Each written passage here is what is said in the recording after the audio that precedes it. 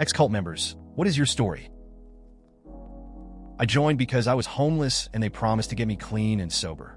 I left because I got clean and sober. I took what I needed and faked the rest. There were others there out of desperation. I connected with a few of them. Our philosophy was eat the meat and spit out the bones. I'm still clean and sober. I had 3 years in January. I was born as one of Jehovah's Witnesses, and a lot of my family are still witnesses. I moved to college, and that helped open my eyes to a lot of the hypocrisy in the religion. Higher education is highly discouraged, and now I see why. My husband was the one who really helped me wake up, though. He was very patient and helped me develop critical thinking skills. You might want to check out r/xju for more stories. For about a year, I joined what I would now call a Buddhist cult. It is called SGI. I got into it because I was going through a really tough time and met one of the members who encouraged me to check out a meeting. I enjoyed the sense of community and the encouragement of the other members. However, the teachings seemed bogus, and it became more about worshiping the president of the organization and finding new members than actually learning anything spiritually substantial, although I did have a few breakthroughs as a result of the focus chanting. It's been a year since I left, and I still regularly get calls/texts from them. I grew up in a family radio cult. You might remember a few years back when the group predicted the end of the world on May 21st, 2011.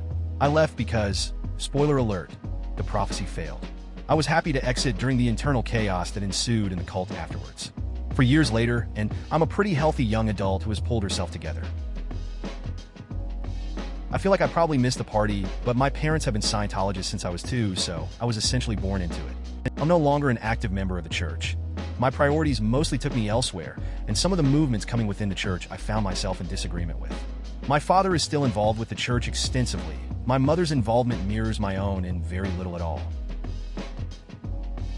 There's a great book by an ex-Scientologist called A Queer in Pleasant Danger by Kate Bornstein. She was one of the people working most closely with Ron Hubbard and left because she found out they were illegally funneling money into an offshore bank account, if I remember correctly. Really fantastic read. I was seeing a Fish concert at Madison Square Garden one year and ended up leaving early because some pretty powerful goo balls I ate made me nauseated. As I was leaving, a bearded man handed me a pamphlet and smiled at me. For some reason, instead of throwing it away, I ended up reading it on the subway, and it was all about a new kind of life where people loved each other and lived together and grew all their own food. It sounded pretty amazing. A few weeks later, I called them, and they invited me to one of their houses for a dinner. It was crazy. They danced for me, fed me all kinds of home-raised food. I was in heaven, so I ended up joining and learning more about them and was trained as a carpenter. I worked probably 15 hours a day, 6 days a week. The only reason I left is because someone tossed something onto my back, which ended up being an old doubloon coin nickel that they had somehow made white hot on the forge bellows. Does anyone here have experience with Masterpath? My father joined them years ago and still travels to their various meetings throughout the year. It's bizarre. He spends so much on their books, and they have this weird system of purchasing only materials based on your level. The master, Sri Gary Olson, is basically regarded as a God's voice walking Earth, as if Jesus reincarnated. It's difficult to even talk to him about it, because he's been trained to reference totally made-up words that further alienate him from people around him, because you have no way to know what those words mean unless you area also Masterpath. Like most kids, my parents forced me to go to church. It was the Church of Christ. I was taken twice a week and forced to sit through services. I was threatened as a child and told that if I didn't believe, I would burn in hell forever and ever. I left the church but continued to fear God. It wasn't until halfway through college, after taking Old and New Testament history, that I began to realize what had happened, how badly I'd been lied to, and that no, I wouldn't go to hell. After that, they had no power over me. Whenever I see a thread like this, I always look for other way believers. It was a smallish church that I was raised in. My parents had been involved in the cult for almost a decade before I was born. There's a very long story that goes along with all this, but it took 3 years after college before I finally called bullshit on the whole organization and left. My parents are amazing, so I lucked out on that. This is crazy. The Institute of Basic Life Principles was founded in my town, Hinsdale, Illinois, and I grew up maybe 2 minutes away from the headquarters on Ogden Avenue. They own a gigantic tract of land in our town, and the fun thing to do in high school for bored kids was to go culting, as we called it, which was basically driving around on their property until people in the cult started chasing you. Ah yes, AITA. My family, as well as several others in our church, were fairly involved with it when I was growing up. My parents started using the material to homeschool from late elementary school until some point in high school. I'm pretty sure my dad started having theological issues with it at some point before he stopped actively participating in it. While we did use the material and go to some of the seminars, we were never as involved as many families. I believe that it was the legalistic teachings of AITA that played a large part in me falling away from Christianity in college. Also, Bill Gothard recently stepped down due to allegations of sexual harassment. There's a joke in there about Bill Gothard and sexual harassment, but I'm not quite clever enough to make it. Thank you for your story, and I'm sorry your family can't provide you the support you need, or at least needed in the past. I'm very curious about your current belief system. You say you're still Christian and reevaluated your beliefs. Did you base it on a different branch of Christianity? I grew up Catholic, but am not currently practicing. Still, I haven't found a better version of Christianity that I agree with more for a lot of reasons that I want to pursue, so I still consider myself a Catholic. Wow, my stepmom was at Zendik for 15 years. I never thought I'd hear from anyone else who had been there. She left in the early 2000s, probably after you did, so you might have met her. She has a lot of crazy stories from the Texas days, but she doesn't talk about why she left. I get the sense that something pretty bad happened, and she moved to a non-culty commune in another state. Edit. After reading the blog you posted, I'm pretty amazed. I had no idea it was that weird/extreme. It's strange to read about the stuff she has glossed over in her descriptions of the place. I've been to several different communes/farming communities, and they are all casual and tame in comparison. My stepmom is just a regular farmer now. She's so practical and level-headed. It's hard to imagine the kind of person she might have been at Zendik. I got sober because I got my XGF session with a psychologist who does past life regressions, and she insisted that I do it too. Wasn't what I expected. I remembered being a guy in Wales a long time ago, and I drank too much and died from it. At the end, the doc says, "What would you as that person say to yourself now?" And I said, "You gotta tap the brakes." So I quit drinking, even though I don't believe in that crap. Whenever my ex would ask why I quit if I didn't believe in it, I would tell her whether it came from my past self or my subconscious.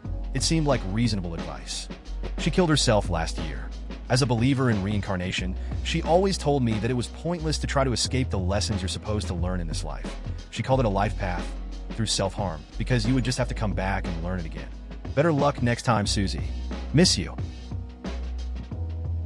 A friend of mine and her family used to be a part of the Mormon church. Long story short, her older brother came out as gay, and the family left the church. The other members were harassing him.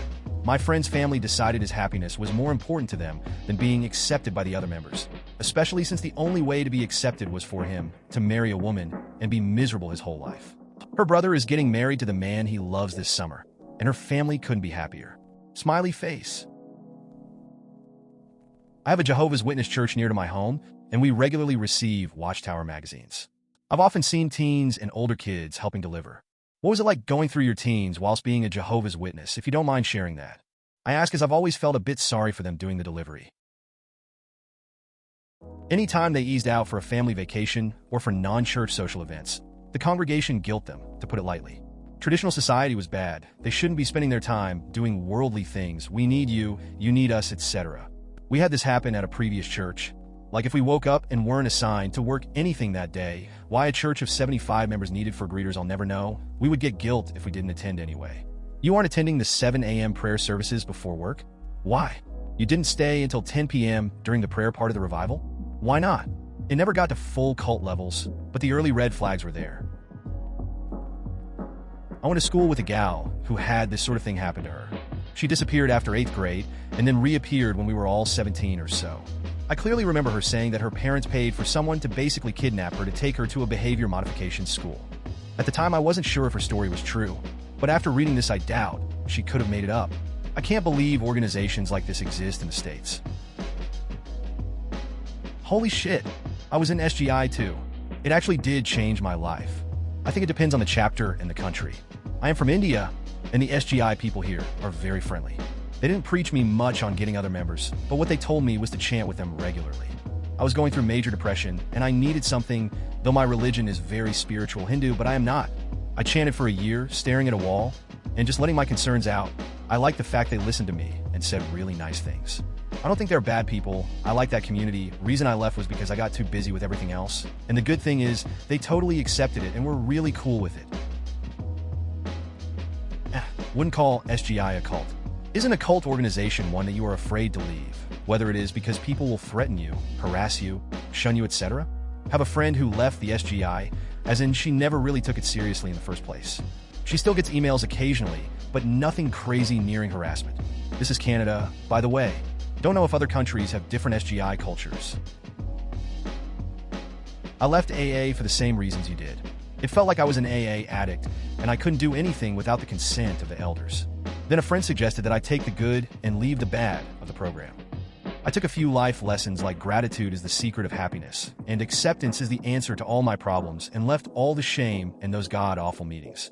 AA on the whole improved my life, but only after I left AA. Yes.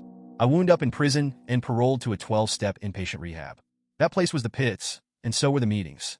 When I started to express my dissatisfaction with the program, I was told I was going to relapse, and that the program is the only way to stay clean. I didn't really agree with the whole sponsorship thing, among other things. I didn't really think that strange people should be acting like therapists, and the meetings all had a cult-like vibe. I left anyway, got some real therapy, and haven't touched drugs in 5 years.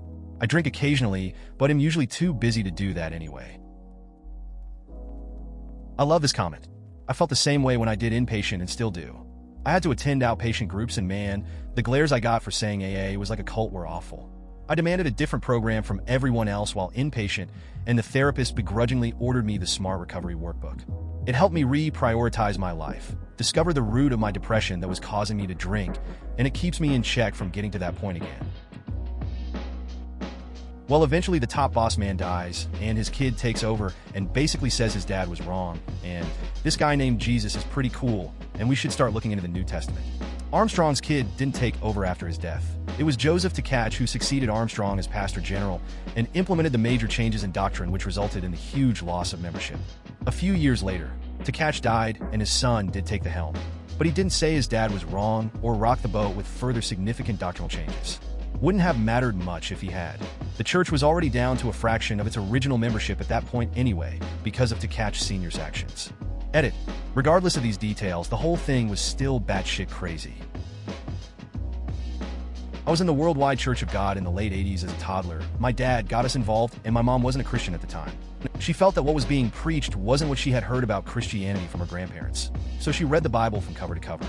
Through that, she became a Christian, left my dad in the church, and then my dad came to his senses and my parents got back together.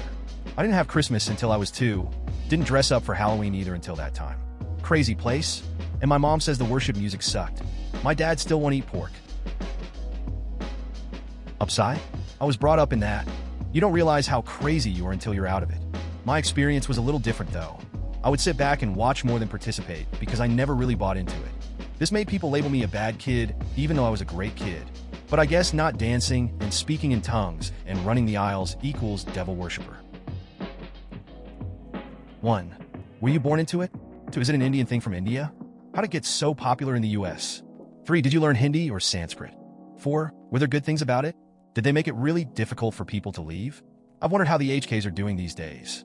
They used to have a really great restaurant we went to when I was a kid. The ice cream was amazing.